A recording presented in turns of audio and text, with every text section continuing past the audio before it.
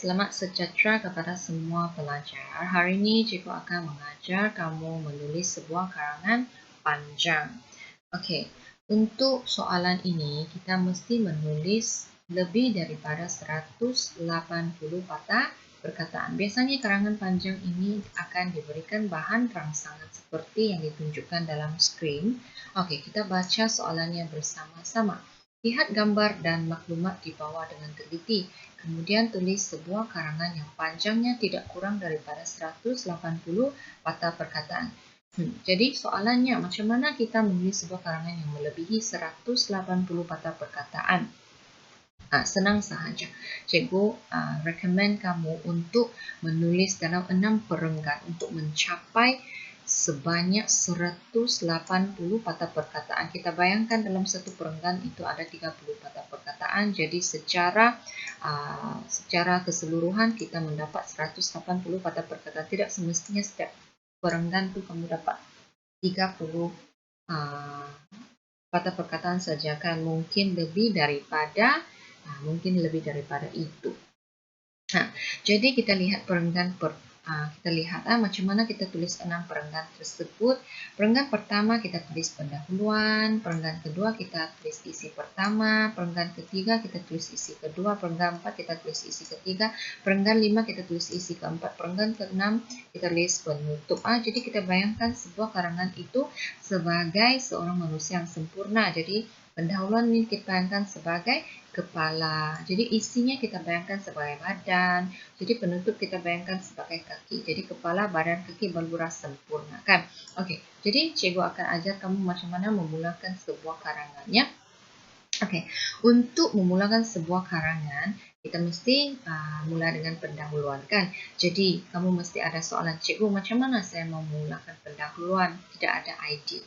Senang saja. Cikgu recommend kamu masukkan definisi, maksud ataupun isu semasa yang berkaitan dengan sesebuah tema. Jadi di sini ialah tema perpaduan kaum. Jadi kita mulalah dengan definisi. Perpaduan kaum merupakan hubungan erat yang diwujudkan sengaja untuk menjamin kesejahteraan hidup. Jadi kita boleh masuk isu semasa. Contohnya negara Malaysia. Negara Malaysia mempunyai berbilang kaum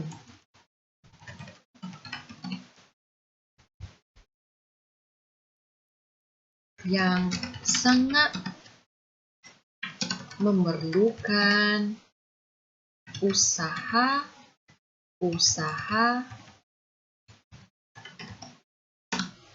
untuk memupuk perpaduan kaum bagi membina negara yang harmoni, kan?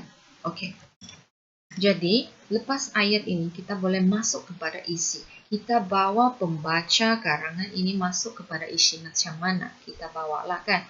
Okey. Jadi ya, kita tulis di sini.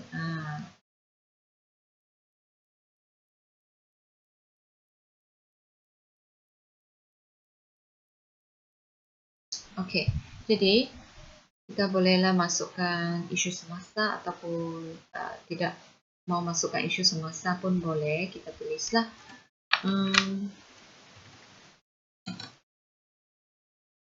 menurut tidaklah, cikgu masukkan isi yang biasa sahaja, ya.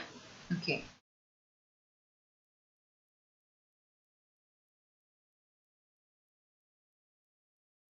Untuk mewujudkan perpaduan kaum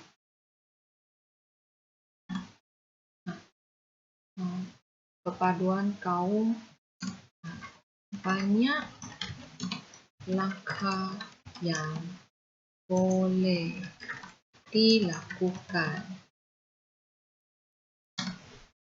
Okey, ini ialah sebuah pendahuluan yang sudah lengkap. Boleh juga kita masukkan isi yang lain. Kalau maulah, kalau tidak mau pun begini pun sudah memadai untuk sebuah pendahuluannya.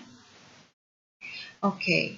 Jadi macam mana kita masuk kepada isi? Untuk isi mesti ada 4 isi yang penting. Jadi nanti cikgu akan bagi nota-nota ringkas lah, iaitu tentang isi-isi yang penting untuk setiap tema yang bersesuaian dengan tema cikgu akan buat dalam video yang seterusnya ya. Jadi ini ialah video untuk pendahuluan. Okey. Jadi seterusnya kita masuklah kepada isi ya. Contohnya cikgu akan bagi isi iaitu yang pertama, macam mana kita mewujudkan perpaduan kaum. Yang pertama kita boleh mengadakan rumah terbuka, iaitu semasa hari perayaan kan, open house. Jadi kita boleh kunjung antara satu sama lain. Seterusnya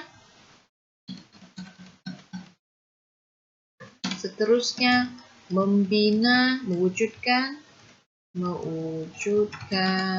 sekolah wawasan. Kita tahu bahawa sekolah wawasan ini terdiri daripada 3 aliran lah, maksudnya ada 3 kaum yang berbeza ya, kita masukkan di dalam. Okey, seterusnya ialah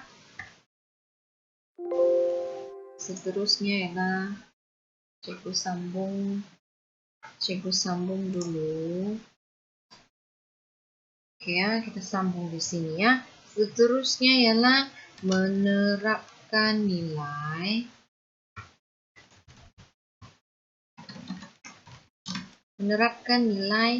budaya dan warisan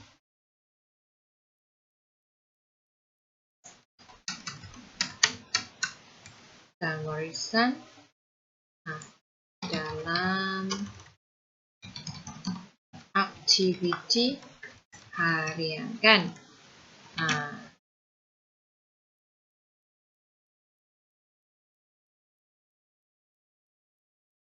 Seterusnya kita lihat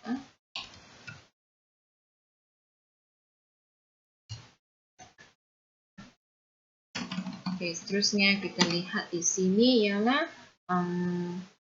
mewajibkan pelajar untuk lulus mata pelajaran